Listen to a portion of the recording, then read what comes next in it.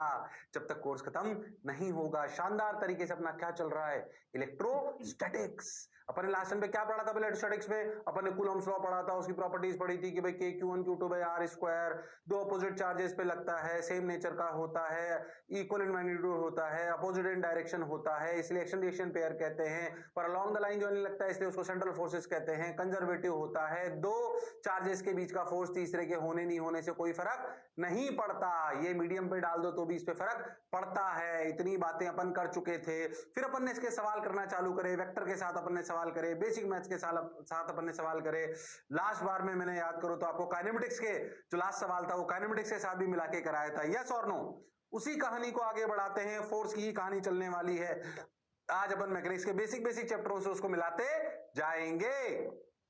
तो कमर कस लो, fast your seat belts. चलो भाई, उड़ान के लिए तैयार है सब लोग? हाँ सर तैयार है। तो भैया अपनी कुर्सी की पेटी बांध लीजिए और अपन चलने वाले हैं इलेक्ट्रोस्टैटिक्स की नई यात्रा की तरफ, जिसके लिए आपको जोश, जुनून और संयम तीनों चीजें चाहिए। और ध्यान देना पड़ेगा कि ये सवाल मेरा क्यों नहीं हो रहा है, इलेक्ट्रोस्टैटिक के फॉर्मूले की वजह से या मेरा बेसिक कोई पहले का छूटा हुआ है। अगर लगे पहले का कुछ छूटा हुआ है तुरंत उसको थोड़ा सा पढ़ लो, अपने आप कहानी समझ आ जाएगी। Okay sir, got your point sir, बात समझ आई सर? चलो भाई, लो भाई एक और सवाल फ्रिक्शन से मिला दिया। लो भाई क्या सवाल, मैं आपको बताता हूं कि भाई Q1 Q2 दो चार्जेस हैं, Q1 को फिक्स कर रखा है, पीछे स्क्रीन पे आपको दिखाई दे रहा है, उनके बीच की दूरी L है। Q1 तो फिक्स है पर Q2 को हम वेरी कर सकते हैं। Q2 का मास m है, बिल्कुल सही बात, Q2 को हम वेरी कर सकते हैं। पूछा गया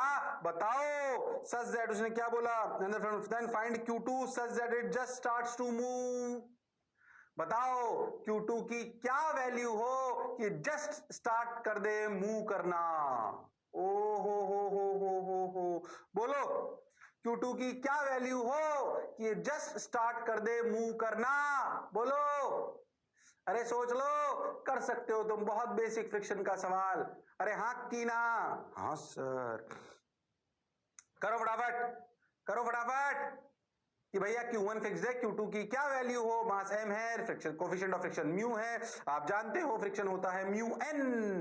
अरे हाँ सर, चलो करो करो करो करो, फ्रिक्शन मिला दिया। लो भाई आ जाओ भाई, देखो भाई ध्यान से देखें तो भैया इधर mg लग रहा है, इधर n लग रहा है। ओके सर, अगर ध्यान देखो ये Q1 Q2 ऐसे है तो क्या इलेक्ट्रोस्टैटिक फोर्स इधर लगेगा? मान लो इलेक्ट्रोस्टैटिक फोर्स इधर लगा, कितना लगा? K Q1 Q2 by L square. अगर ये रुका हुआ है कौन? ब्लॉक, तो इसको K Q1 Q2 by L square को रोकेगा कौन? फ्रिक्शन। फ्रिक्शन कहां लगेगा? पीछे। अरे हाँ, अगर Q2 रुका हुआ है, अगर Q2 रुका हुआ है, अरे हाँ सर, तो भैया K Q1 Q2 by L square F के बराबर होना चाहिए। हाँ, अगर रुका हुआ है तो F should be less than equal to F max. और हाँ, और अगर इक्विलिब्रियम है तो F की वैल्यू क्या K Q1 Q2 by L square है। रोके रखने के लिए इतना फ्रिक्शन चाहिए जो चाहिए, रोके रखने के लिए इतना फ्रिक्शन चाहिए जो चाहिए, वो मैक्सिमम पॉसिबल फ्रिक्शन से कम होना चाहिए। और हाँ सर, क्योंकि फ्रिक्शन चाहता है कि Q2 और सरफेस यानी कि दोनों चिपके रहें, और ऐसा तब संभव है जब Q2 रुका रहे। Q2 रुके रखने के लिए फ्रिक्शन के Q1 Q2 by L square के बराबर होना चाहिए। अरे पर फ्रिक्शन इतना चाहिए जो चाहिए, वो maximum possible friction. Maximum possible friction क्या होता है? Mu into N. अरे हाँ, इस केस के लिए F हो गया K Q1 Q2 by L square less than equal to mu n। क्या इस केस में म्यू mg, क्या n की वैल्यू mg ही है? वर्टिकल में और कोई फोर्स नहीं है। और हाँ सर, बात तो आपकी बिल्कुल सही है, हमें चाहिए Q2, तो हमने बोला Q2 is mu mg L square by K Q1।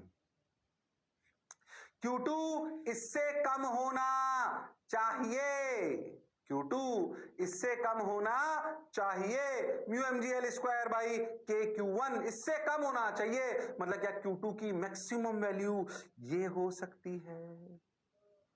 अरे हाँ सर, इससे बड़ा अगर Q2 हो गया, इससे बड़ा अगर Q2 हो गया तो अपना ब्लॉक चल जाएगा। अरे हाँ सर, बात तो आपकी समझ आई। मैं तुझे थोड़ी और फील कराता हूं, मैंने तो सिर्फ Q2 की मैक्सिमम वैल्यू पूछी, तो अगर ध्यान से देख तो तेरे को एक बात समझ में आएगी। सुनना, इसी सवाल में मैं Q2 की रेंज भी निकाल सकता हूं। सोच कैसे, सुन। अगर सोचो ये फोर्स के Q1 Q2 इधर रख रहा था, अगर Q2 नेगेटिव हो तो इस Q2 पर फोर्स इधर लगने लगेगा, तो फ्रिक्शन इधर आने लगेगा। तो क्या Q2 की मैक्सिमम वैल्यू नेगेटिव में, Q2 की ऐसा समझो क्या minus mu M G L square by K Q1। अरे हाँ सर, मतलब अगर आप सोचो तो Q1 की वैल्यू अगर जीरो से लेकर, सॉरी Q2 की वैल्यू अगर जीरो से लेकर ये Q2 मैक्स तक है तब भी Q2 रुका हुआ है, और अगर जीरो से लेकर माइनस Q2 मैक्स तक है तब भी रुका हुआ है। यानी कि अगर मैं आपसे बोलूं तो रेंज क्या हुई, सोचना Q2 की, जिसके लिए रुका रहेगा, ध्यान सुनना, minus mu M G L square K Q1 से लेकर mu M G L square K Q1, इस रेंज के लिए सोच के देखो, इस रेंज के लिए Q2 रेस्ट पर रहेगा।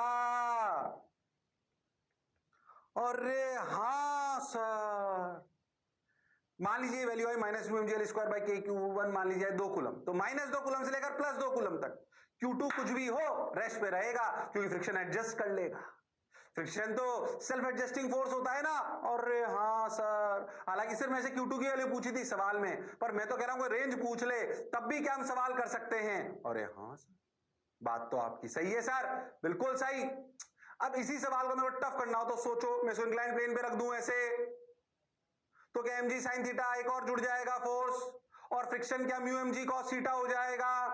हाँ, तो कहानी थोड़ी टफ चली जाएगी, पर कॉन्सेप्ट में कुछ भी चेंज होने वाला नहीं है। क्या मेरी बात समझ आई है? अरे हाँ ना तो बोलना पड़ेगा, अरे सोच लो, अरे पक्का।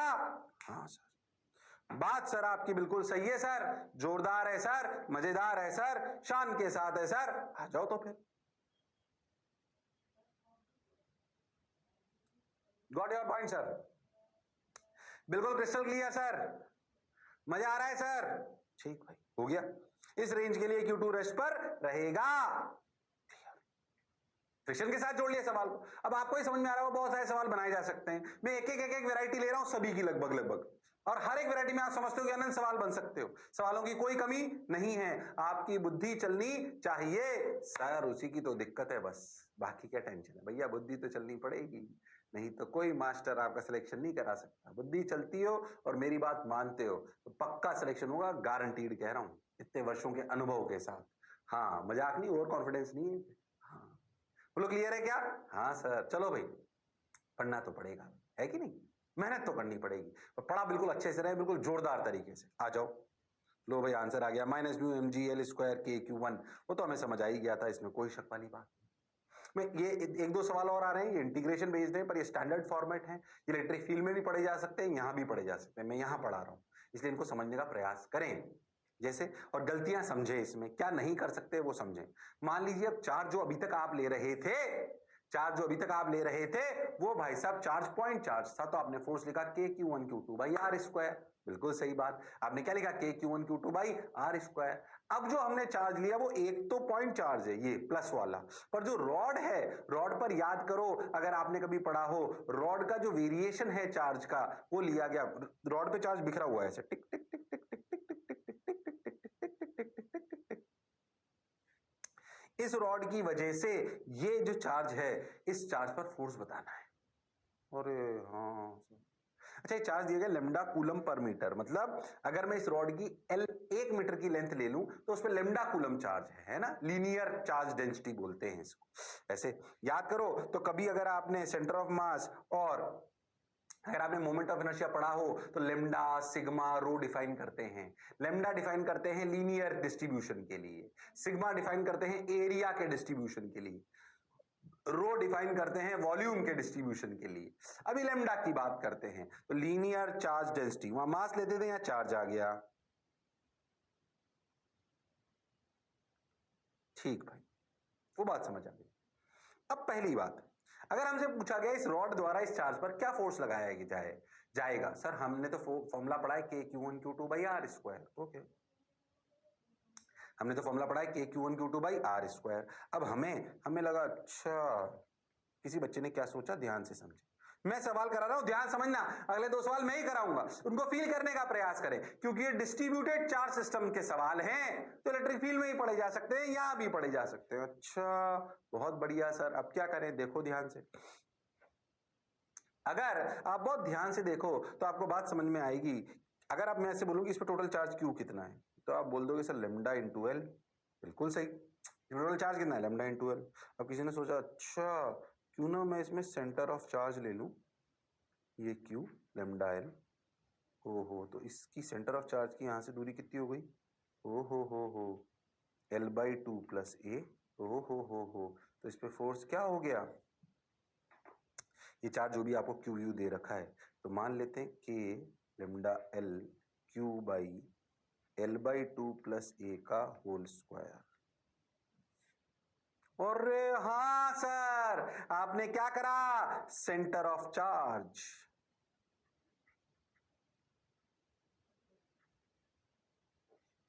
ओ हो, ये अनर्थ है, ऐसे नहीं करना है। कभी भी ऐसे सेंटर ऑफ चार्ज नामक मन में विचार आए तो मन में बोल देना ये अनर्थ है, ये गलत है, इस पे आप ऐसे सेंटर ऑफ चार्ज नहीं ले सकते।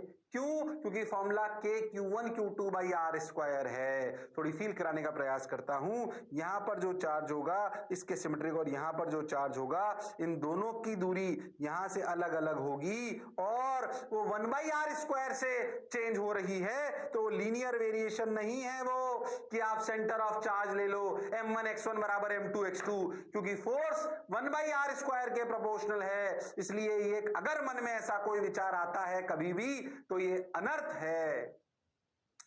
कभी भी मन में ऐसा विचार आए, क्योंकि बच्चा कई बार में सवाल कराता हूं ना, उसके बाद लेके आता है सर ऐसे कर सकते हैं क्या, नहीं कर सकते, लिख लो ये अनर्थ है, मैं इसे रब कर दूंगा, ये गलत तरीका है, रॉन्ग मेथड। जो मन में विचार आता है, सेंटर ऑफ चार्ज नामक चीज इलेक्ट्रोस्टैटिक फोर्स में नहीं लगाते हैं, वो गलत है, क्योंकि फोर्स का वेरिएशन डिस्टेंस के साथ लीनियर नहीं है, वो 1/r² के प्रोपोर्शनल है।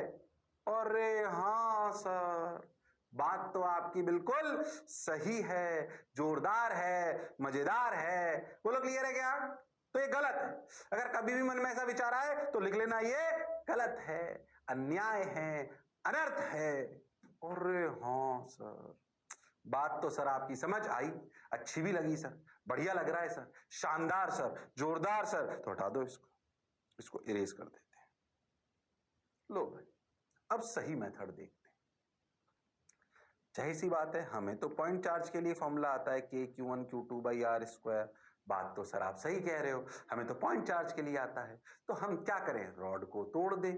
रॉड को तोड़ दें, रॉड को तोड़ने का स्टैंडर्ड प्रोसीजर, हमें इंटीग्रेशन की बेसिक बातों को करना पड़ेगा। हम पहले भी ऐसा कर चुके हैं, बेसिक इंटीग्रेशन आपको आना चाहिए। क्या करें, क्या रॉड को तोड़ने का एक स्टैंडर्ड प्रोसीजर है। सर क्या प्रोसीजर है, आप लोग जानते हो, नहीं जानते तो भी सुनो। x पे जाके dx का एक छोटा सा एलिमेंट ले लो। कहां से x लिया, q से। x पे जाके dx का एक छोटा सा एलिमेंट ले लो, बिल्कुल सही बात सर। इंटीग्रेशन करता क्या था पहले बताओ, क्या इंटीग्रेशन अनंत समेशन अनंत टर्म्स को जोड़ता था सांप। अरे हाँ, हम x पे जाके छोटा सा एलिमेंट लें dx, जिसको नहीं आता ध्यान से सुने, x पे जाके छोटा सा एलिमेंट लें dx, इस छोटे से एलिमेंट में कितना चार्ज होगा dq, वो छोटा सा चार्ज होगा dq लेमडा dx। अरे कितना होगा लेमडा dx। अरे हाँ सर, dq की वैल्यू हुई lambda dx। Yes sir, lambda DX क्यों करा? Lambda is the charge per unit length, उसको डीएक्स से मल्टीप्लाई कर दो तो क्या छोटा चार्ज डीक्यू आ गया। अच्छा, डीएक्स बहुत छोटा है, टेंडिंग टू जीरो, सो क्या this system can be return as छोटा सा डीक्यू चार्ज, पॉइंट चार्ज, और यहां से एक्स दूरी पर क्यू। अरे हाँ सर, अब तो ये पॉइंट चार्ज में कन्वर्ट हो गया सर। बिल्कुल सही बात सर। इस dq की वजह से इस q पर फोर्स किधर लगा? राइट। अगर dq बहुत छोटा है तो फोर्स भी अपन ने छोटा सा लिया df, पर उसकी वैल्यू हुई k dq into Q by X square. अरे हाँ सर, बात तो आपकी बिल्कुल सही है सर। क्या ऐसे dq dq dq, बेसिकली मैंने रॉड को अनंत भागों में तोड़ दिया। कितने में? अनंत भाग में, अनंत टुकड़े कर दिए उसके, और एक छोटा सा टुकड़ा लिया dq, उसे पॉइंट चार्ज मान लिया। उस छोटे से dq चार्ज की वजह से क्या इस q पर फोर्स उधर लग रहा है? क्या इस छोटे से चार्ज dq की वजह से क्या फोर्स उधर लग रहा है? हाँ सर, उधर लग रहा है। अगर उधर लग रहा है तो k dq Q by X square, k dq Q by X square. Okay sir, got your point sir, बात समझ आई सर? क्या ऐसे सभी छोटे छोटे चार्जेस की वजह से क्या फोर्स इधर ही लगेगा? क्या मैं डीक्यू से थोड़ा सा इधर चार्ज लूं, इधर हिला के, तब भी क्या इधर ही लगेगा? क्या सारे फोर्सेस डायरेक्टली जुड़ेंगे? फोर्स में ध्यान रखना पड़ता है डायरेक्टली जुड़ रहे हैं कि नहीं जुड़ रहे, क्योंकि इंटीग्रेशन जो होता है ना, इंटीग्रेशन वो सम देता है, वो वेक्टर सम नहीं देता है। तो आपको, अच्छा, जो आप चीज जोड़ रहे हो वो फोर्स है, अगर वो फोर्स है तो वेक्टर है, तो आपको डायरेक्शन पे ध्यान देना पड़ेगा। पर इस सवाल में परेशान होने की बिल्कुल आवश्यकता नहीं है, ये सवाल डराने के लिए नहीं, सिखाने के लिए है। कुछ सवाल आपको सिखाने के लिए होते हैं, जो भले पहली बार में टफ लगते हैं पर समय के साथ वो आसान लगने लगते हैं। तो भाई पहली बार अपन ने देखा तो ऐसे डीक्यू चार्ज लिया, इस डीक्यू चार्ज की वजह से डीएफ फोर्स उधर लगा, जब डीएफ फोर्स उधर लगा तो K DQ Q by X square. बहुत बढ़िया, बहुत सुंदर, बहुत मजा आया, वाह वाह, ओ हो। अब क्या करें? करते चलें, बढ़ते चलें, देखो रे भाई। ठीक है सर, बहुत बढ़िया सर, मजा आया सर। अब ऐसे सभी फोर्सेस को जोड़ते जाओ, क्यों? क्योंकि डायरेक्शन चेंज नहीं हो रही। जोड़ने का तरीका कौन है? सांप। तो डीएफ का इंटीग्रेशन होगा एफ नेट। अरे हाँ, दैट इज के Q D Q by X square integration. अच्छा, के क्यू तो कांस्टेंट है, बाहर आ गया। अच्छा, डी क्यू कितना है भाई? एफ ने डायरेक्ट क्यों लिख पाए? क्योंकि सभी चार्जेस की वजह से फोर्स इधर ही रहेगा, वो अपनी डायरेक्शन चेंज नहीं कर रहा, और उन सभी फोर्सेस को जोड़ लो तो नेट आ जाएगा। के क्यू, डी क्यू की वैल्यू कितनी सर? Lambda D x. ओहो, तो लेमडा भी बाहर आ गया, ध्यान से देखो, D x by X square. अरे हाँ सर, बात तो सर आपकी बिल्कुल सही है सर, जोरदार सर, मजेदार सर। आ जाओ भाई, तो K Q lambda integration DX by X square. बोलो एक्स की लिमिट कहां से कहां तक? बोलो एक्स की लिमिट कहां से कहां तक? सर, रॉड जब चालू हो रही है तो एक्स ए है, हाँ, और जब रॉड खत्म हो रही है तो एक्स ए प्लस एल है। अरे हाँ, तो एक्स की लिमिट ए से लेकर ए प्लस एल, एक्स की लिमिट ए से लेकर ए प्लस एल, तो K Q lambda integration of DX by square A से लेकर ए प्लस एल। बहुत बढ़िया, बहुत सुंदर, बहुत मजा आया, वाह वाह। अब क्या करें? वन बाई एक्स स्क्वायर का इंटीग्रेशन क्या होता है? एक्स की पावर -2 का इंटीग्रेशन। और हाँ सर, एक्स की पावर n+1 अपॉन n+1, तो एक्स की पावर -2 प्लस 1, एक्स की पावर -1 -2 प्लस 1 -1, यानी कि -1 by x. So F net equal to k q lambda -1 by x limit a से ए प्लस एल, लिमिट ए से ए प्लस एल। और हाँ सर, तो माइनस है तो ए नीचे आ जाएगा, के Q lambda 1/a minus 1/a plus L. ये आंसर है। मुझे लगा ही नहीं तुम्हें आया है। अरे आया है कि नहीं आया है? और हाँ सर, सवाल नहीं सीखना था। इस सवाल से एक तो ये सीखे कि अगर डिस्ट्रीब्यूटेड चार्ज आ जाए तो तोड़कर सवाल करना पड़ेगा, और तोड़ने की टेक्निक अपन पहले भी सीख चुके हैं और यहां भी सीख रहे हैं। रॉड को तोड़ने का तरीका, एक्स पे जाके छोटा सा एलिमेंट ले लो dx का। किसका ले लो? dx का। एक्स पे जाके छोटा सा एलिमेंट ले लो dx का, फिर उससे फोर्स निकालो। देखो क्या सभी छोटे छोटे छोटे छोटे छोटे एलिमेंट की वजह से डायरेक्शन सेम है, तो डायरेक्ट इंटीग्रेट करने में कोई बुराई नहीं है। तो डायरेक्ट इंटीग्रेट करा, लिमिट लगाई ए से लेकर ए प्लस एल तक, क्योंकि रॉड ए से लेकर ए प्लस एल तक है और आंसर आपके सामने। और यह भी सीखा कि सेंटर ऑफ चार्ज से, सेंटर ऑफ चार्ज नामक कोई कॉन्सेप्ट से ये सवाल होने वाला नहीं है। अरे हाँ ना तो बोलो, मेरे लालो, मेरे पीलो, मेरे नीलो, मेरे रेनबो, हाँ की ना? हाँ सर।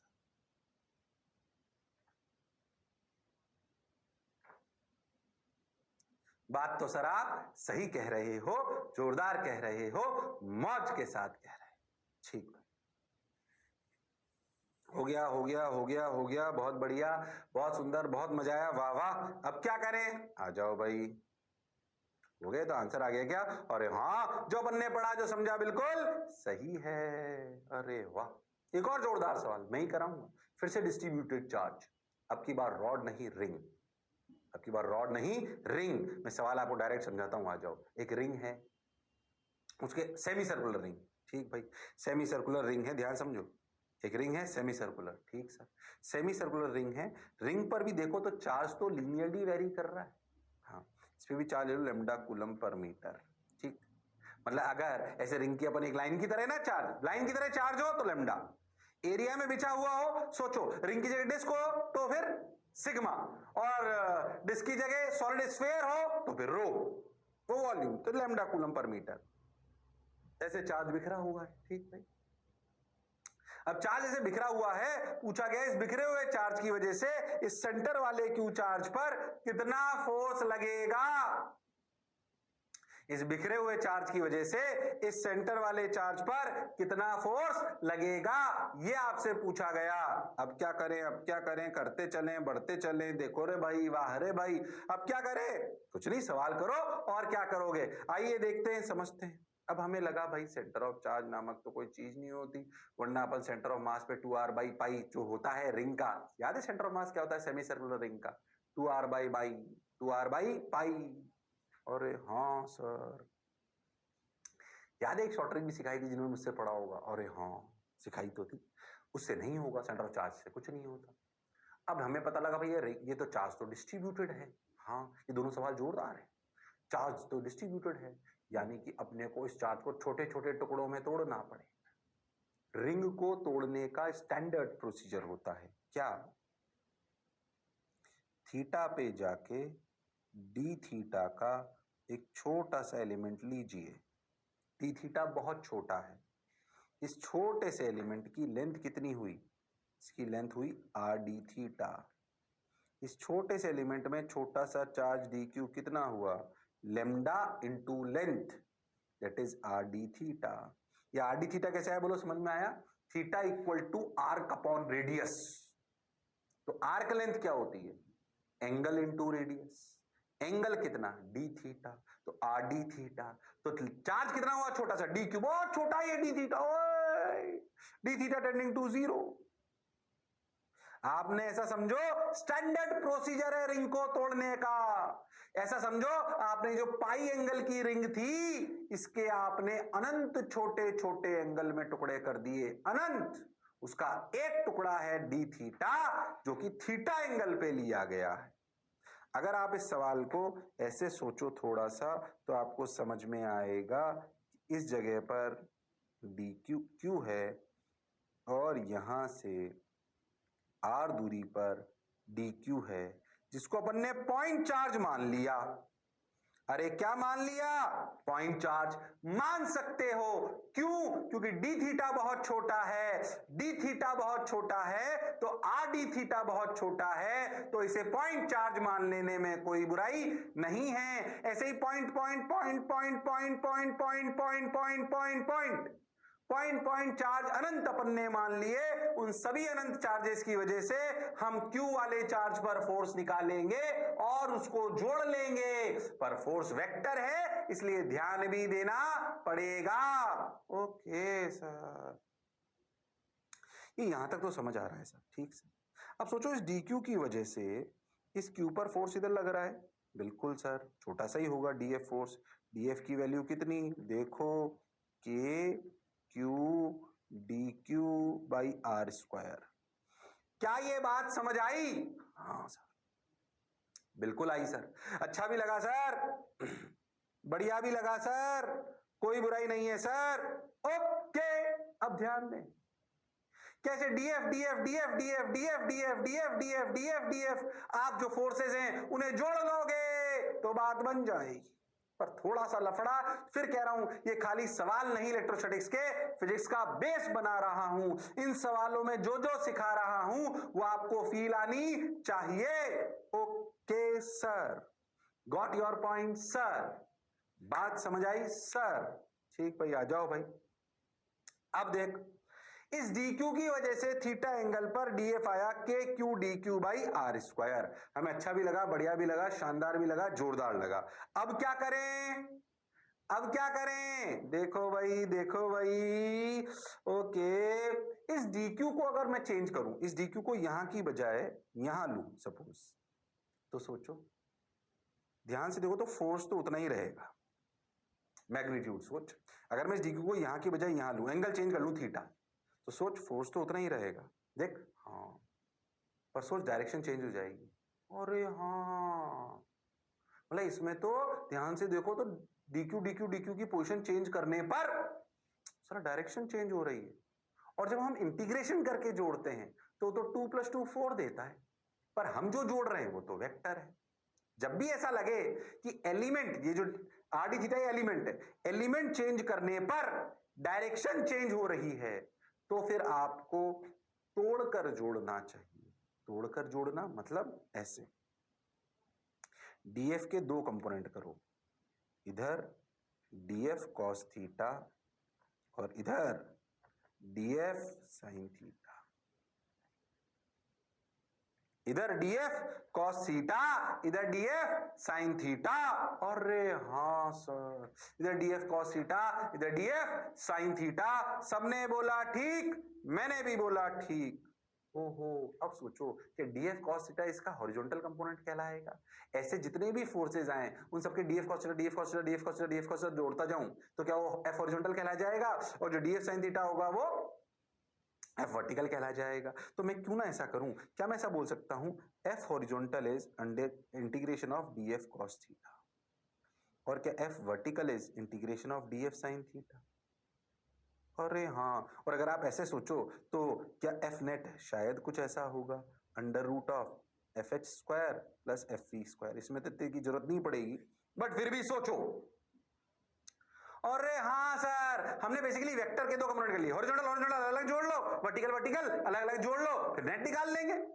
अरे हाँ, ये प्रोसीजर समझ आना चाहिए। ऐसा कब करते हैं? जब हम ऐसी चीज को जोड़ रहे होते हैं जो वेक्टर है। तुम ऐसा नहीं सिर्फ यही करोगे, इसको इसलिए ध्यान समझो। सोचो इलेक्ट्रिक फील्ड पढ़ोगे, वो वेक्टर है, इलेक्ट्रोस्टैटिक फोर्स वेक्टर है, मैग्नेटिक फोर्स वेक्टर है, अपना मैग्नेटिक फील्ड वेक्टर है, जो भी अपन पढ़ेंगे सब वेक्टर वेक्टर पढ़ेंगे आगे। ग्रेविटेशनल फोर्स वो वेक्टर है। अरे हाँ, इसलिए बात समझ आनी चाहिए। आप पोटेंशियल एनर्जी जोड़ो, तकलीफ नहीं आती। क्यों? क्योंकि वो स्केलर है, उसमें डायरेक्शन का लफड़ा ही नहीं है। हाँ, आपने सेंटर ऑफ मास निकाला होगा तो कोई तकलीफ नहीं आई होगी। अरे हाँ, स्केलर क्वांटिटी है। पर यहां पर ध्यान देना पड़ेगा, क्योंकि हम वेक्टर जोड़ रहे हैं। तो सीखने वाली बात क्या, धीरे धीरे सवाल के लिए नहीं बोल रहा हूं, फिजिक्स का बेस बनाने के लिए बोल रहा हूं, कि कभी भी ऐसी चीज को, ये समझ में आ गया हमें कि तोड़कर जोड़ना है। हाँ सर, ये बात समझ आ गई कि तोड़कर जोड़ना है। अगर तोड़कर जोड़ना है तो भैया तोड़ने की टेक्निक पता होनी चाहिए, और फिर ये सोचना है कि जोड़ क्या रहे हैं। अगर जोड़ वेक्टर रहे हैं तो ध्यान देना पड़ेगा कि एलिमेंट चेंज करने पर अगर डायरेक्शन ऑफ वेक्टर चेंज हो रही है तो फिर उसे तोड़कर जोड़िए। इससे पिछले सवाल में ऐसी जरूरत नहीं पड़ी थी। क्यों? क्योंकि सभी एलिमेंट की वजह से फोर्स की डायरेक्शन सेम थी। सभी एलिमेंट की वजह से फोर्स की डायरेक्शन सेम थी। हां सर, बात तो आपकी बिल्कुल सही है, जोरदार है, मजेदार है। बोलो क्या जो मैं बोल रहा हूं क्लियर है? अरे सोच लो। हाँ सर, हाँ सर, बहुत बढ़िया सर, मजा आया सर। ठीक भाई, अब देख F H equal to integration D F cos theta, F equal to integration D F sine theta. अब कुछ नहीं, एफ एच निकालते हैं, D F cos theta. Okay, D F कितना है sir? K Q, D Q कितना? Lambda R D theta by R square into cos theta. एक R ने आर को मार लिया, ध्यान से देखो तो के लेमडा क्यू बाई आर तो बाहर आ गया, integration cos theta D theta अंदर रह गया। अरे हाँ सर, ऐसे ही आप देखो तो एफ वर्टिकल आ जाएगा K lambda Q by R integration sine theta D theta. बिल्कुल सही सर, बिल्कुल सही जा रहे हो सर आप। एफ हॉरिजॉन्टल, एफ वर्टिकल, सबने बोला ठीक, मास्टर ने बोला ठीक। सिर्फ 2 सवाल, ये सवालों के लिए नहीं, इस जगह के लिए, ये कई आने वाले अनंत सवालों का बेस बना रहे हैं, इसलिए उनको दिमाग में फिट कर लो। टफ जरूर है पर फिट करो। अरे हाँ ठीक भाई, अब सोचो लिमिट किसकी लगाएंगे? इंटीग्रेशन तो थीटा का हो रहा है। हाँ सर, तो थीटा की लिमिट लगाएंगे। अच्छा, रिंग कब चालू हो रही है? जब थीटा क्या है? 0। खत्म कब हो रही है? जब थीटा क्या है? पाई। तो लिमिट लगाओ 0 से पाई, 0 से pi. Okay sir, got your point sir, बात समझ आई सर। अब बोल, कॉस थीटा का इंटीग्रेशन, कॉस थीटा का इंटीग्रेशन सर, कॉस थीटा का इंटीग्रेशन सर साइन थीटा। हाँ, 0 से पाई। ओ हो, यानी कि K lambda Q by R sine pi minus sine 0, यानी कि साइन पाई भी 0, साइन 0 भी 0। और एफ हॉरिजॉन्टल तो 0 आ गया। अरे क्या आ गया? F horizontal 0। अरे हाँ सर, बात तो आपकी बिल्कुल सही है, परफेक्ट है, 0 आ गया। पता है, ये इस वाले सवाल के लिए तो तुम 0 लॉजिकल भी निकाल सकते थे। कैसे कह रहा हूं मैं भी बता दूंगा, पहले अपन एफ वर्टिकल निकालते हैं। साइन थीटा का इंटीग्रेशन सर, साइन थीटा का integration sir minus cos theta, तो माइनस कॉस थीटा रख दो, 0 टू पाई रख दो, K lambda Q by R minus cos pi minus minus plus plus cos 0। Cos pi की value -1, minus minus plus 1, ये आ गया 2, यानी कि 2 के लेमडा क्यू बाई आर। यानी कि इस रिंग के द्वारा, इस पर ऐसे समझें तो इस रिंग के द्वारा इस क्यू पर नेट फोर्स पीछे की तरफ है के लेमडा क्यू बाई आर। और हाँ सर, सॉरी, 2 के लेमडा क्यू बाई आर। हाँ, कहानी तो सर समझ आ गई, जोरदार, मजेदार, शानदार। Okay sir, got your point sir.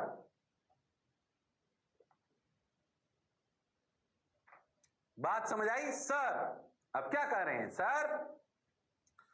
हो गया भाई, हो गया भाई, हो गया भाई, बहुत बढ़िया, बहुत सुंदर, बहुत मजा आया, वाह वाह, हो गया, परफेक्ट सर, पक्का? ठीक ठीक ठीक, हो गया। तुम अब खुद सोचो, जैसे इसका एफ हॉरिजॉन्टल 0 क्यों आया, उसको थोड़ा फील कराता हूं, देख। वैसे पता तेरे को एफ हॉरिजॉन्टल निकालने की जरूरत नहीं थी, अगर बुद्धि चलती है तो सोचो। ऐसे अगर आपने एलिमेंट लिया, सोचो एक डी क्यू यहां पर, तो इसकी वजह से डी एफ ऐसे आया। सोचो बिल्कुल सिमेट्रिकली एक डी क्यू यहां पे भी होगा, सोचो उसकी वजह से इधर आएगा। तुम्हें नहीं लगता इनके हॉरिजॉन्टल कट जाएंगे? सिमेट्री से देखें तो। अरे हाँ सर, तो बस जुड़ेंगे कौन से? वर्टिकल। मतलब आंसर सिर्फ वर्टिकल आना चाहिए था, आ भी रहा था। जब आप समय के साथ देखोगे तो आपको दिखने लगेगा कौन कट गए कौन जुड़ गए हैं। नहीं दिखे तो बेसिक आना चाहिए, नहीं दिखे तो बेसिक आना चाहिए। Is that clear to everyone? हाँ सर। ये सवाल है बेसिकली डिस्ट्रीब्यूटेड चार्जेस के। अरे हाँ, बात तो सर सही है, पर मैं कह रहा हूं क्यों मैंने ये पूरा सिखाया। मैं तो कह रहा हूं अगर आपको कोई एग्जांपल ऐसा देता, देखो मैं रिंग पूरी नहीं लेता, मैं तो भाई ऐसे लेता, ऐसे बस इतनी। ये क्या तुम सवाल कर सकते हो? ये बताओ क्या अंतर आता सवाल में अगर रिंग पूरी हाफ ना होके क्वार्टर होती? बोलो, क्वार्टर होती, बोलो। कुछ नहीं sir, limit 0 to pi by 2 लगाते तो सोच एफ एच भी 0 नहीं आता और एफ वी भी 0 नहीं आता। अरे हाँ, उसकी इलेक्ट्रिक फील्ड में बाद में एक और शॉर्ट ट्रिक बताऊंगा, अभी इतना समझो। मैं तो कह रहा हूं पूरी रिंग होती तो बोलो, खुद सोच के देखो। पूरी रिंग हो तो लॉजिकली बोलो, पूरी रिंग हो तो सेंटर पे चार्ज, फोर्स 0, अपोजिट अपोजिट के डीक्यू डीक्यू एक दूसरे को काट देंगे। अरे हाँ, और उस क्वार्टर वाली रिंग में 0 टू पाई बाय 2 लगा दो। फील क्या? ऐसे रिंग वाला सवाल अगर आ जाए, मैं तो कह रहा हूं 60 डिग्री ले लो रिंग का एंगल, क्या फर्क पड़ता है? 0 से पाई बाय 3 लिमिट लगा देंगे, 0 से पाई बाय 3 लिमिट लगा देंगे। कंसेप्चुअल क्लैरिटी होनी चाहिए, गड़बड़ करने की जरूरत नहीं है। बाकायदा दोनों सवाल मानता हूं, जानता हूं थोड़े टफ हैं, पर हमारी फिजिक्स का बेस बनाते हैं, हमें ऐसे ही समझ में आने चाहिए, इसमें कोई शक वाली बात नहीं है। अरे हाँ ना तो बोलो, अरे सोच लो। हाँ सर, बात तो सर आप सही कह रहे हैं। तो लो भाई, 2 सवाल कराए तुम्हें डिस्ट्रीब्यूटेड के, और भी आएंगे अभी इलेक्ट्रिक फील्ड में, अभी 2 कराए, धीरे धीरे दवाई खिलाएंगे, टेंशन मत लो। क्या दोनों समझ आए? फील आई थोड़ी थोड़ी? हाँ सर आई तो सही। इसे दिमाग में सेट रखना है, आगे कई जगह काम में आएगी, इसमें कोई शक वाली बात नहीं है। ओ हो, फिर मैं कह रहा हूं वो कहानी भी खत्म नहीं हुई, वो आती रहेगी धीरे धीरे। तो धीरे धीरे दवाई, 2 दवाइयां खिला दी, फिर 2 वहां खिला दूंगा, फिर 2 आगे खिलाऊंगा, धीरे धीरे। अब है ना, इन वाले सवालों में इलेक्ट्रोस्टैटिक इक्विलिब्रियम के सवाल आते हैं बहुत सारे, उन्हें समझने का प्रयास करें। Electrostatic system of charge particles, net force acting on any charge particle is 0। वो छोड़ो, उससे क्या लेन देना, तुम तो सवाल समझो, डायरेक्ट सवाल समझो। तुम तो ऐसा लिख लो हेडिंग में चाहो तो कि charge equilibrium problems, charge equilibrium problems, सवाल से समझाता हूं, फील आएगी जोरदार। आ जाओ, मेरे को बोला गया 2 point charges Q and 4Q are separated by distance L as shown. लो भाई, एज शोन, 2 चार्ज है Q और 4Q, दोनों L दूरी पर हैं और दोनों फिक्स्ड हैं, दोनों L दूरी पर हैं और दोनों फिक्स्ड हैं। बहुत बढ़िया साहब, Q और 4Q दोनों L दूरी पर हैं और दोनों फिक्स्ड हैं। सबने बोला ठीक, मैंने भी बोला ठीक, ओके।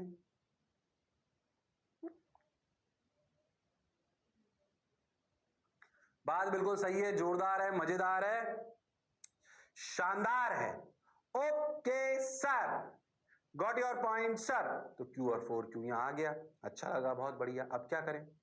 हमें बोला गया कि एक तीसरा चार्ज है हमारे पास Q, बताओ उसे कहां रखूं कि वो इक्विलिब्रियम में आ जाए। ध्यान समझना, मेरे पास एक तीसरा चार्ज है Q, जिसे कहां रखूं कि वो इक्विलिब्रियम में आ जाए। मैं कहीं पे भी रख सकता हूं उसको, दुनिया में कहीं पे भी, अनंत को छोड़कर। अनंत का तो कोई मतलब नहीं है, इस Q को मैं कहीं पे भी रख सकता हूं।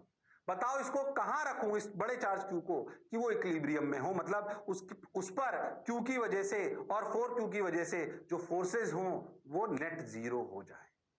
अच्छा, इसका मतलब Q को 2 फोर्स मिले। मैं बता रहा हूं पहला सवाल, इसका मतलब Q को 2 फोर्स मिले। Q को कितने फोर्स मिले? 2। हाँ सर, अगर किसी पार्टिकल को 2 फोर्स मिले तो और नेट 0 हो तो उनका अपोजिट होना आवश्यक है। अगर किसी चार्ज Q को 2 फोर्स मिले और नेट फोर्स 0, क्यों? क्योंकि वो इक्विलिब्रियम में बोला जा रहा है। अगर वो इक्विलिब्रियम में है तो भैया उस पर 2 फोर्स लग रहे हैं तो दोनों अपोजिट होने पड़े। अब सोचो अगर मैं चार्ज क्यू को कहीं पे भी रख दूं ऐसे टक टक टक टक, क्या ये अपोजिट हो सकते हैं? नहीं।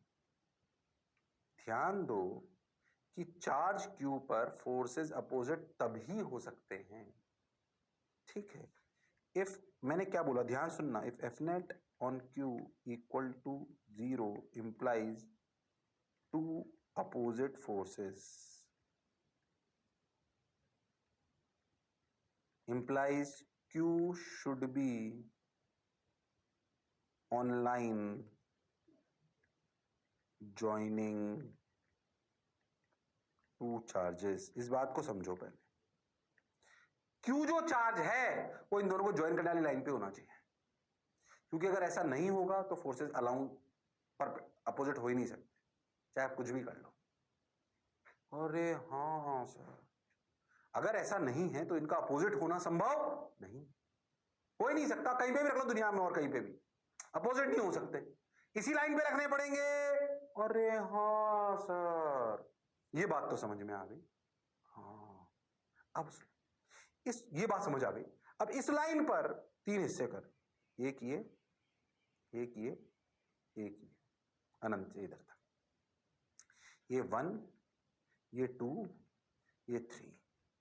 बताओ क्यू को कहां रखूं, कौन से रीजन में, 1 में, 2 में कि 3 में, कि उसमें नेट फोर्स 0 हो जाए? बोलो बोलो, क्यू चार्ज है, हो, बोलो इस क्यू चार्ज को कौन से, ये बात समझ में आ गई, ये लाइन पे रखना पड़ेगा, क्योंकि लाइन पे नहीं रखेंगे तो फोर्सेस का अपोजिट होना संभव नहीं है, क्योंकि फोर्स तो 2 ही है भाई।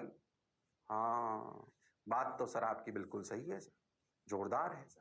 तो बताओ इस चार्ज को किधर रखूं, 1 रीजन में, 2 रीजन में कि 3 रीजन में, 1 रीजन में, 2 रीजन में कि 3 रीजन में, 1 रीजन में, 2 रीजन में कि 3 रीजन में? बोलो, अरे बोलना पड़ेगा मेरे लाल, मेरे पीले, मेरे नीले, अरे हाँ हाँ बोल दो, अरे पक्का, अरे सोच लो, हाँ हाँ, किधर, अरे बोलो भाई, 1 में, 2 में, 3 में, 1 में, 2 में, 3 में, बोलो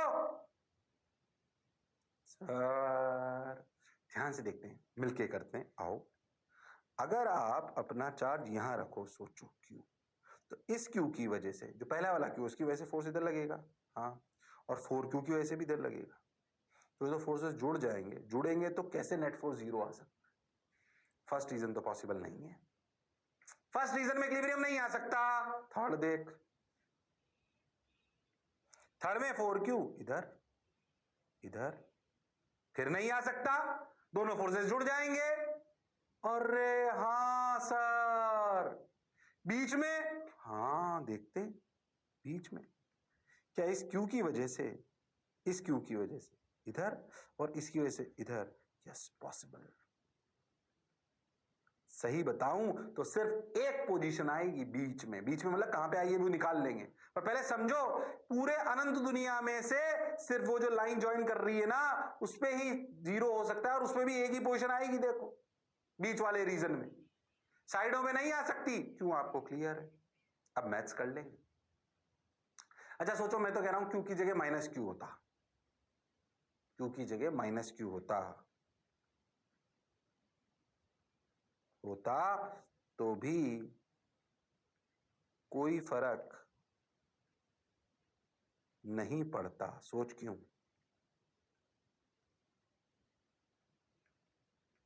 बोलो क्यों? तो भी कोई फर्क नहीं पड़ता, बोलो क्यों? अरे बोलो मेरे लाल, मेरे पीले, मेरे नीले, मेरे रेनबो, क्यों?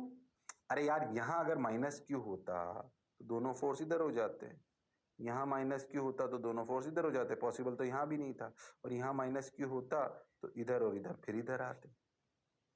अरे हाँ सर, तो क्यू प्लस है कि माइनस है उससे कोई फर्क नहीं पड़ता, पोजीशन वही आएगी।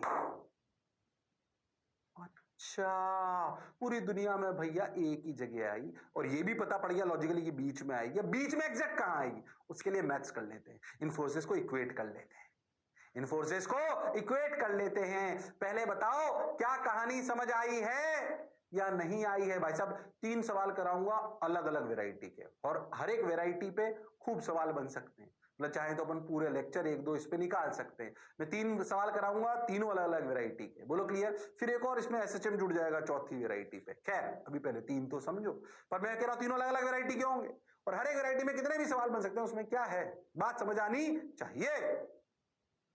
ओके सर, क्या कहानी समझ आई? हाँ सर समझ तो आ गया सर।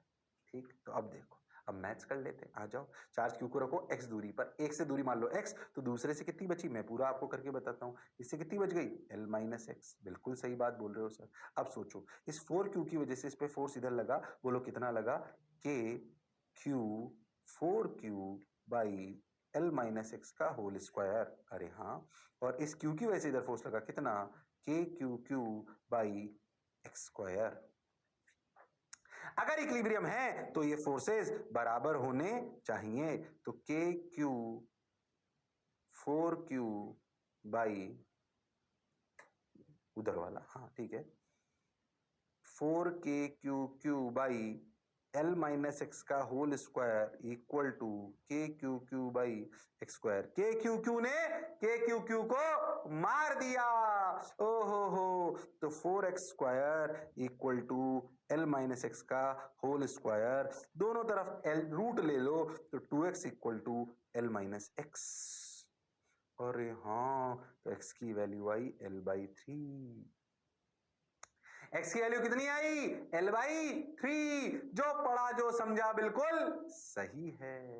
अरे हाँ, ये l/3 तो ये कितना 2l/3। लो अब सोचो, अगर आप ध्यान से देखो तो एक बड़ा क्यू कट गया, अगर ये माइनस भी होता तब भी कट जाता। तुम ध्यान से देखो तो answer is independent of Q nature and magnitude. अरे हाँ, जो बीच वाला चार्ज क्यों रखा है वो तो कट गया है ना, अब वो प्लस हो माइनस हो फर्क नहीं पड़ता। मैं तो कह रहा हूं उसका मैग्नीट्यूड 100 कूलम हो 1000 कूलम हो फर्क नहीं पड़ता। उसके इक्विलिब्रियम के लिए ये Q और 4Q कहां रखे हैं ये मैटर करता है। अरे हाँ सर, अरे बड़ा Q तो कट गया ना, बात सही, बिल्कुल सही। अब सोच के देख, अगर मैं तेरे को ये सवाल दूं कि एक चार्ज ये -Q और एक चार्ज ये -16Q, ये फिक्स्ड, बताओ थर्ड चार्ज कहां रखेंगे? क्या ये बात समझ में आती है कि बीच में रखेंगे? हाँ, फिर से लॉजिक सोच, तीसरा चार्ज कहां रखेंगे कि इक्विलिब्रियम आ जाए? क्या ये सवाल आप लोग कर सकते हो? मैं नहीं बताऊंगा, ये होमवर्क है, ये मास्टर नहीं बताएगा। क्या ऐसे अनंत सवाल बन सकते हैं? अरे माइनस माइनस ले लिए दोनों दोनों, उससे क्या फर्क पड़ता है, आएगा तो बीच में ही। हाँ, दुनिया में और कोई जगह नहीं हो सकती, तो वो क्या इक्विलिब्रियम पोजीशन होगी? अच्छा वो बड़े क्यू पे भी डिपेंड नहीं करेगा, तो बताओ एक्स क्या होगा? क्या तुम ये सवाल कर सकते हो? खुद ही आंसर निकालना है और कॉन्फिडेंस रखना है कि मैंने सही करा होगा। बिल्कुल एग्जैक्टली यही करना है जो बोला। मैं नहीं कराऊंगा बिल्कुल सेम वैरायटी का सवाल, मैं थोड़ी अच्छी वैरायटी का कराऊंगा। ओ हो, यानी कि अगर दो चार्जेस फिक्स्ड हो, क्या सीखे हम, कॉन्सेप्ट क्या सीखे? कॉन्सेप्ट सीखे कि अगर Q1 Q2 फिक्स्ड हो, सेम नेचर, सीख ही रहे हैं, then equilibrium of third charge, then equilibrium of third charge is in between, यानी कि इस रीजन। ये कॉन्सेप्ट है, और कहा वो बेसिक मैथ्स है, इक्वेट करने वाली। दुनिया में और कोई जगह नहीं हो सकती। अगर दो चार्जेस फिक्स्ड हैं और उनकी सेम नेचर है तो तीसरे चार्ज का इक्विलिब्रियम उनके बीच में ही आएगा, ना इधर आ सकता है ना इधर आ सकता है ना कहीं और आ सकता है। कहीं और इसे नहीं आ सकता क्योंकि फोर्स अपोजिट नहीं होंगे, और इधर इधर नहीं आ सकता क्योंकि दोनों जुड़ रहे होंगे। हाँ सर, ये बात सर समझ तो आई सर, अच्छी भी लग रही है सर, बढ़िया लग रहा है सर।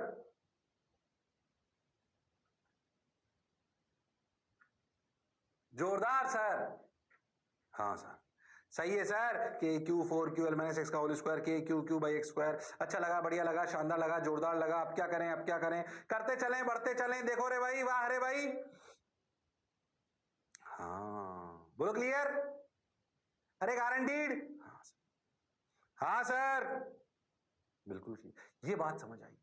अब लॉजिकल तुम्हारे जहन में ख्याल आया होगा कि अगर दोनों चार्जेस फिक्स्ड हैं और सेम नेचर के नहीं, एक प्लस है और एक माइनस है, एक प्लस है और एक माइनस है, तो क्या होगा, वो नेक्स्ट सवाल है, वो नेक्स्ट सवाल है। आ जाओ, तो समझ गया, एक्स बराबर L/3। नेक्स्ट सवाल देख, 9Q एंड माइनस Q, क्या अपोजिट नेचर। हाँ बताओ, तीसरा चार्ज कहां रखूं कि इक्विलिब्रियम आ जाए। ये बात तो सही है कि अलोंग द लाइन ज्वाइनिंग, ये तो क्लियर है, ये तो होना कंपलसरी है, वरना अपोजिट आएगा ही नहीं।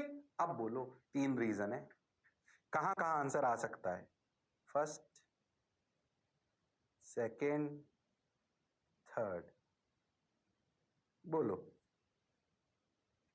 ये तीसरा चार्ज क्यू कहां रखूं, फर्स्ट रीजन में, और तो कहीं हो नहीं सकता, लाइन पे ही होना पड़ेगा, ये तो हम पहले ही समझ चुके हैं। पर अब बताओ लाइन पे कहां, कौन सा region, first region, second region, third region, कहां पर रखूं कि इक्विलिब्रियम आ जाए, कहां पर रखूं कि इक्विलिब्रियम आ जाए। वो हुनर, वो काबिलियत तुम में है, बोलो बताओ कहां रखूं कि इक्विलिब्रियम आ जाए। अरे हाँ हाँ, अरे सोच लो, मेरे लाल, मेरे पीले, मेरे नीले, मेरे रेनबो। हाँ सर, बात तो सर आप सही कह रहे हो, जोरदार कह रहे हो, मौज के साथ कह रहे हो। बोलो, अगर मैं प्लस क्यू को सोचो यहां रख दू, तो 9Q की वजह से इधर और माइनस क्यू की वजह से इधर, अरे हाँ पॉसिबल, देखते, बीच में रखूं तो 9Q की वजह से इधर, माइनस क्यू की वजह से भी इधर, नॉट पॉसिबल। यहां देख,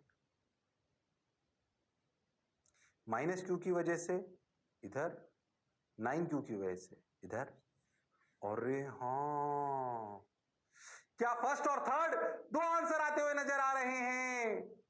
हाँ सर, फर्स्ट रीजन में भी हो सकता है और थर्ड रीजन में भी हो सकता है।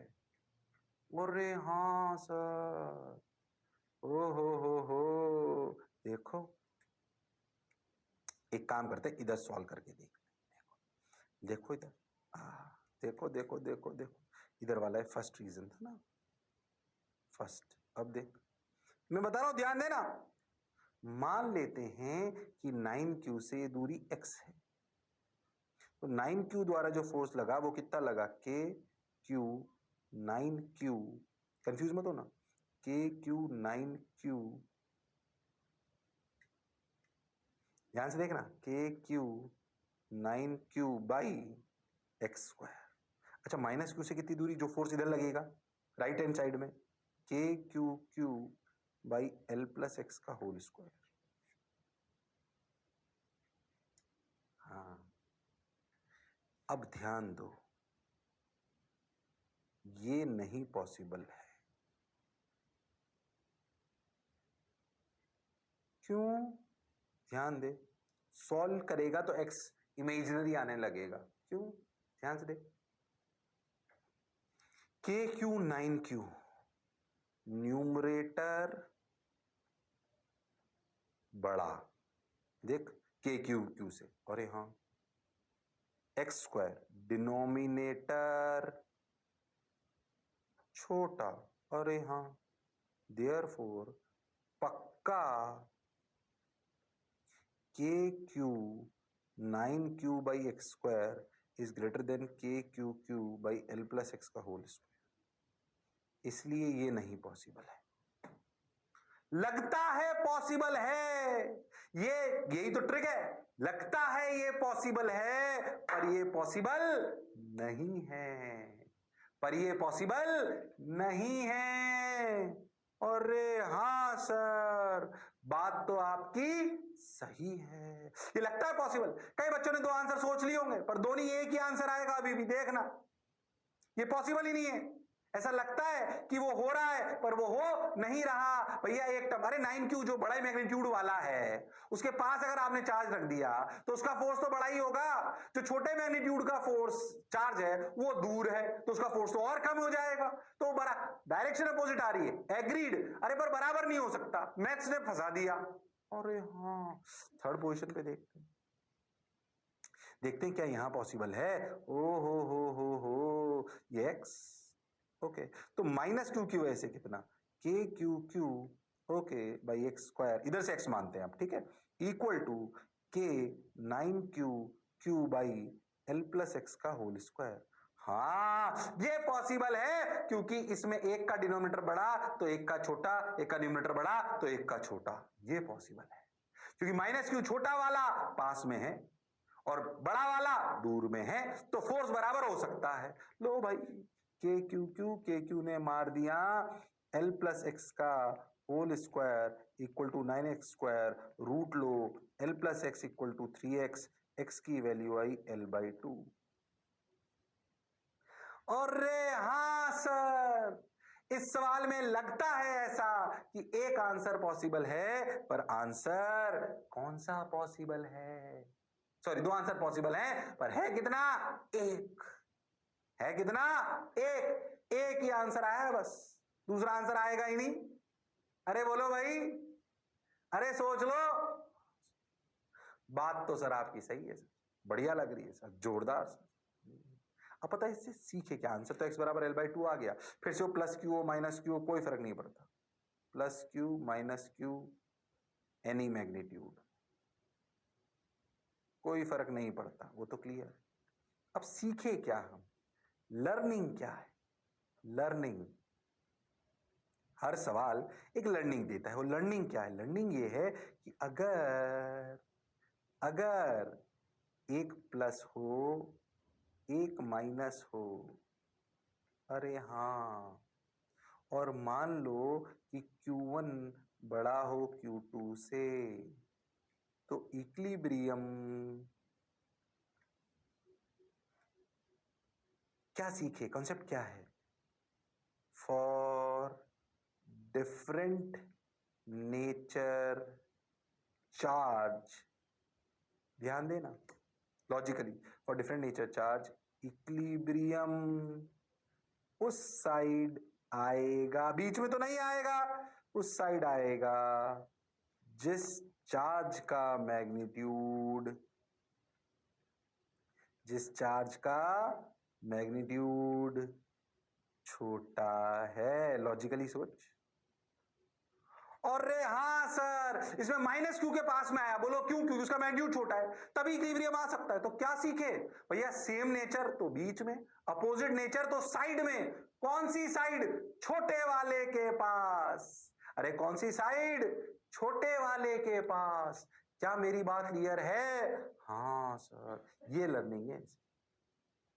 अपोजिट नेचर तो इक्विलिब्रियम साइड में आएगा, कौन सी साइड में, छोटे वाले के पास। अरे किसके पास, छोटे वाले के पास। सबने बोला ठीक, मैंने भी बोला ठीक, बोलो पक्का, अरे सोच लो। हाँ सर, बात तो सर आपकी सही है sir, for different nature charge equilibrium उस साइड आएगा जिस चार्ज का मैग्नीट्यूड छोटा है। अरे हाँ, फिर देखिए दूसरी वैरायटी सवाल की, एक एग्जाम्पल होमवर्क तुम ही करोगे और खुद करोगे, खुद बताओगे। ये Q, ये -4Q और ये L। सवाल वही, बोलो तीसरा चार्ज कहां रखें कि वो इक्विलिब्रियम में आ जाए। अब बताओ कहां आएगा आंसर, बीच में, राइट लेफ्ट, बोलो बीच में, राइट लेफ्ट, बोलो बीच में, राइट लेफ्ट, बोलो बोलो लेफ्ट, यहां आएगा। हाँ, लेफ्ट क्यों आएगा, छोटे वाले के पास। अब ये सवाल खुद करना है, मैं इसीलिए कह रहा हूं, मैंने पहला सवाल कराया सेम नेचर, तो आंसर बीच में, वो भी independent of nature of plus Q minus Q and independent of magnitude of charge. अरे हाँ सर, बिल्कुल सही। और अगर अपोजिट नेचर हो दोनों चार्जेस की तो भैया क्या करेंगे, बीच में नहीं साइड में आएगा, वो भी छोटे वाले के पास। आंसर अभी भी एक ही आएगा। आपको क्लैरिटी होनी चाहिए। Is that clear to everyone? Yes sir. Got your point sir? बात समझ आ गई सर? बोलो कहानी क्लियर? अरे हाँ ना बोल। हाँ सर। आंसर आ गया सर, वो तो x बराबर L/2। If the nature are same then the position of the third charge in between the two. If the nature are different then the position of the third charge is next to the smaller charge. हाँ, जो हमने सीखा लिखा वो ये। क्या अब इस दो वैरायटी पे कुछ भी सवाल आ जाए हम कर सकते हैं? हाँ सर कर सकते हैं। हमें बात समझ में आ गई। अगर आ गई तो तीसरा सुनो, ये थोड़ा खतरनाक है, और सुनना, ये मैं बताऊंगा पूरा पूरा मैं बताऊंगा। ध्यान सुनना, तीनों सवाल मैं बता रहा हूं और ये सिखा रहा हूं कि कितने भी सवाल बनाए जा सकते हैं। मैं भी तो बना रहा हूं, उसमें क्या है, वो तो हाथ का मैल है, बात समझ आनी चाहिए। अब ये वाला सवाल सुनना, इससे और पिछले वाले दो सवालों में क्या अंतर है। पिछले वाले दोनों सवाल में दोनों जो चार्जेस रखे थे ना वो फिक्स्ड थे, अब फिक्स नहीं है। ये 9q माइनस क्यू फिक्स नहीं है, ये 9q माइनस क्यू फिक्स्ड नहीं है। उसने क्या बोला कि मैं तीसरा चार्ज, ध्यान सुनना, उसने क्या बोला कि मैं तीसरे चार्ज का नेचर क्या लूं, मैग्नीट्यूड क्या लूं और पोजीशन क्या लूं कि तीनों इक्विलिब्रियम में आ जाए। आपने इससे पहले वाले सवाल में जो दो चार्जेस थे वो तो फिक्स थे, उनकी इक्विलिब्रियम की तो बात करी ही नहीं, क्योंकि उनको तो अपन ने ऐसा समझो कील से लगा रखा है, नेल कर रखा है उनको। तो अब ऐसा नहीं, अगर आप एक 9q और माइनस क्यू को छोड़ दो तो ये तो पास आ जाएंगे ऐसे। हाँ सर, मैंने आपको बोला, मैं सवाल ये है कि भाई इस 9q और माइनस क्यू को अगर अपन के साथ अपन एक तीसरा चार्ज रख दें तो बताओ वो कहां रखें, किस नेचर का रखें। हाँ सर, और क्या मैग्नीट्यूड का रखें कि तीनों इक्विलिब्रियम में आ जाए। ओ माय गॉड, ध्यान से देख, तो अभी तक तुम सिर्फ इक्विलिब्रियम थर्ड चार्ज की बात कर रहे थे, इसकी बात कर रहे थे थर्ड चार्ज, बस अब तीनों की बात कर रहे हैं। इसलिए सवाल मैं बताऊंगा, ध्यान से सुनना और प्रोसीजर को समझना। प्रोसीजर समझ आ गया तो कहानी अपने आप बन जाएगी। ओके सर, बात तो सर आप सही कह रहे हो। अब क्या करूं, देखो भाई देखो भाई देखो भाई, हमने सोचा कि तीनों को इक्विलिब्रियम में आना है तो थर्ड को तो इक्विलिब्रियम में आना ही है। थर्ड को इक्विलिब्रियम में अगर आना है तो थर्ड कहां इक्विलिब्रियम में होता है, तो मैं जानता हूं छोटे वाले के पास।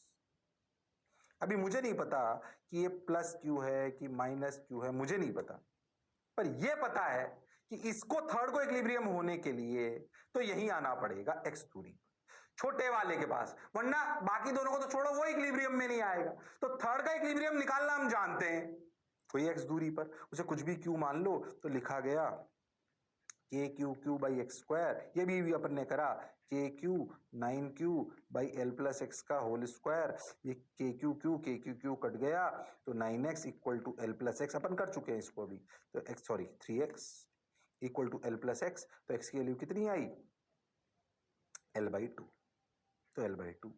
ठीक भाई, ये तो अपना पहला फर्स्ट प्रोसीजर। ये तो अब ये जो हम इतनी देर से सीख रहे थे तो वो है, उससे क्या थर्ड चार्ज की पोजीशन आ गई, ये बात तो क्रिस्टल क्लियर हो गई। यहां पे ये पहले वाला ही सवाल था, दोनों को फिक्स मान लो और सवाल तीसरे का इक्विलिब्रियम में ले आओ, क्योंकि उसको भी तो इक्विलिब्रियम में आना पड़ेगा। हाँ सर, ये बात तो आप लॉजिकल बोल रहे हो, तो इक्विलिब्रियम में आ गया। हाँ सर, सही बात है सर, बढ़िया लग रहा है सर, सही बोल रहे हो सर आप, बिल्कुल सही। तो x बराबर L/2, ये तो क्लियर है। अब ये तो समझ आ गया कि भैया तीसरा चार्ज यहां होगा।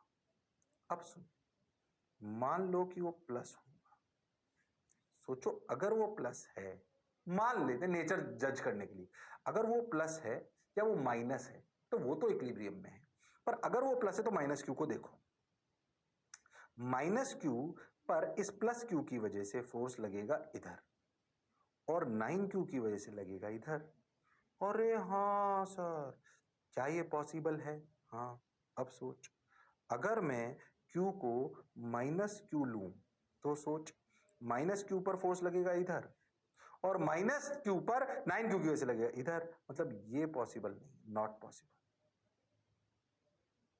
अब हम माइनस क्यू के इक्विलिब्रियम की बात कर रहे हैं, क्यों? क्योंकि क्यू के इक्विलिब्रियम की पोजीशन तो पता पड़ गई, पर माइनस क्यू इक्विलिब्रियम में है कि नहीं है। इससे हमें पता पड़ गया कि भैया क्यू की नेचर पॉजिटिव है, क्यू की नेचर पॉजिटिव है। तो भैया एक तो नेचर पता पड़ गई पॉजिटिव है, अरे हाँ, और पोजीशन पता पड़ गई L/2 पर, अरे हाँ सर। अब अगर Q का, बड़े Q का मैग्नीट्यूड निकालना है तो कुछ मत करो, मतलब कुछ मत करो, करो पर सोच, क्या इस माइनस Q पर फोर्स लिख सकते हैं? हाँ लिखो, इस माइनस Q पर भी तो F net 0 होना चाहिए, तो इस पर लिखो। इस पर क्या लिखें देखो, ऐसे लिखता हूं, F net on minus Q should be 0।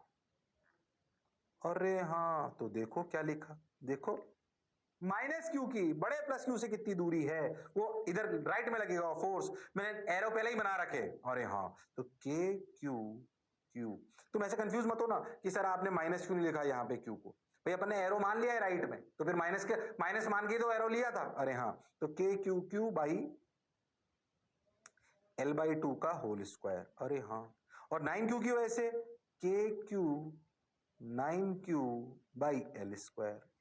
तो ए क्यू ने क्यू को मार दिया, के ने के को मार दिया, ध्यान से देखो, तो ये आया, ऊपर आया 4Q by L square equal to 9Q by L square. L square ने L स्क्वायर को मार दिया, Q की वैल्यू आई 9Q बाई 4, और प्लस हमने पहले ही निकाल लिया था, तो Q आया प्लस, सही कर रहा हूं क्या, हाँ, प्लस 9Q बाई 4। और ये चार्ज कहां रखा जाए, L/2 पर। तो क्या Q वाला तो पहले से F net 0 हो गया, अरे हाँ, पोजीशन फिक्स करते ही क्या इस पर F net 0, क्या इस पे भी F net 0, अरे हाँ सर, इन दोनों पर नेट फोर्स 0 हो गया, तो सर ये दोनों तो इक्विलिब्रियम में आ गए। सर तीसरे की क्या गारंटी, 9Q की बिल्कुल गारंटी है। अगर दो इक्विलिब्रियम में आ गए तो तीसरा पक्का इक्विलिब्रियम में होगा। ऐसा कैसे, हाँ, क्या इलेक्ट्रोस्टैटिक फोर्स, अगर मैंने 1 2 3 मान लू, 1 2 3, क्या electrostatic force action reaction pair है, हाँ। अगर मैं बोलूं net force on 1 plus net force on 2 plus net force on 3 0 है, बोलो क्यों? इलेक्ट्रोस्टैटिक फोर्स तो एक्शन रिएक्शन पेयर है ना, तो तीनों पे मिला के तो नेट फोर्स 0 है ना। अरे हाँ, तो सोचो, अगर ये 0 ये 0, this implies F1 is also 0।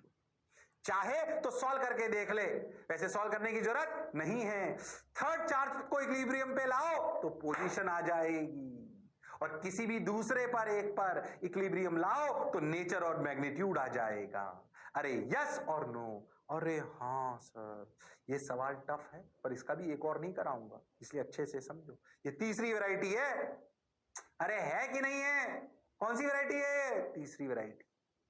क्या मेरी बात क्लियर है? तीसरी वैरायटी क्या थी कि भाई तीसरा चार्ज कहां रखूं, किस मैग्नीट्यूड का रखूं, किस नेचर का रखूं कि पूरी बॉडी इक्विलिब्रियम में आ जाए, पूरी बॉडी मतलब तीनों बॉडी इक्विलिब्रियम में आ जाए।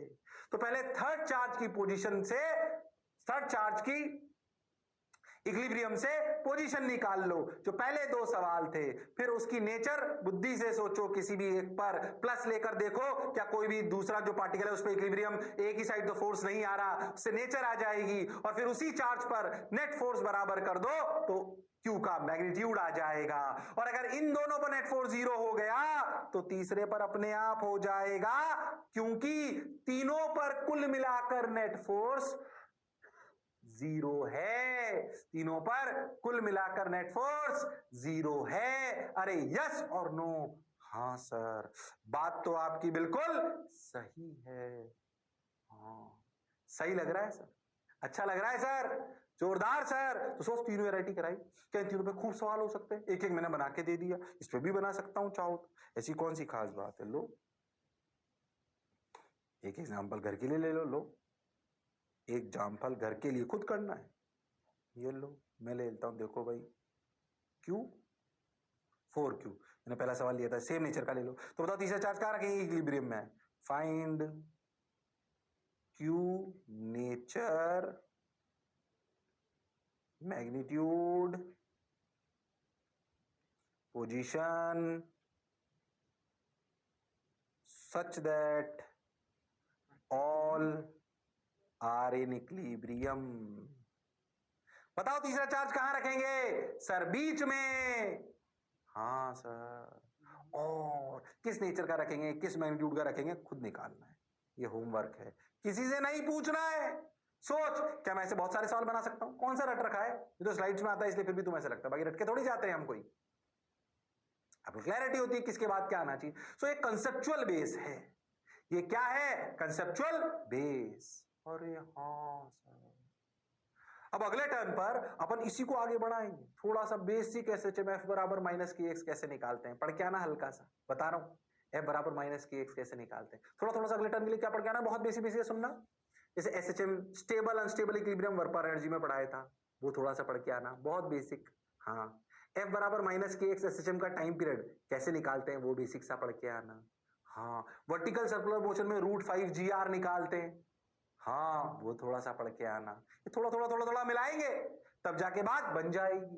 पेंडुलम प्रॉब्लम कराएंगे थोड़े से, क्या मेरी बात क्लियर है, फिर मैं कह रहा हूं आपको बेसिक मैकेनिक्स, बेसिक ज्ञान और इलेक्ट्रोस्टैटिक्स मिलती जाती है, पर ये इक्विलिब्रियम वाली कहानी को और आगे बढ़ाऊंगा मैं इसी कहानी को यहीं से, क्या मेरी बात क्लियर है। तो आज हमने इक्विलिब्रियम वाली बातें पढ़ी, इंटीग्रेशन के 2 जोरदार सवाल करे, फ्रिक्शन मिला लिया, डिस्ट्रीब्यूटेड मास सिस्टम्स पढ़ लिया, इक्विलिब्रियम पढ़ लिया। हाँ सर, चलो तो फिर अगले टर्न पर फिर मिलते हैं इसी जोश और जुनून के साथ, तब तक लड़ते रहिए पर पढ़ते रहिए, मास्टर की बात सुनते रहिए। चलिए, see you, sayonara, take care, bye bye.